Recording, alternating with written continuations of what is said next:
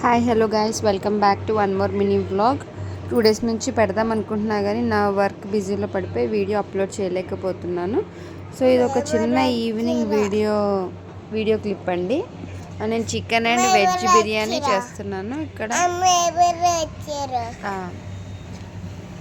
So ఈరోజు evening రొటీన్గా నార్మల్గా మేము చికెన్ కర్రీ ఇంకా బిర్యానీ చేసుకుంటున్నాను అండి. క్యారెట్స్ ఇవన్నీ కట్ చేసుకొని బయట నుంచి ఆర్డర్ పెట్టుకునే కంటే ఇంట్లో చేసుకుంటేనే హెల్తీగా ఉంటుంది అన్న థాట్ తోటి.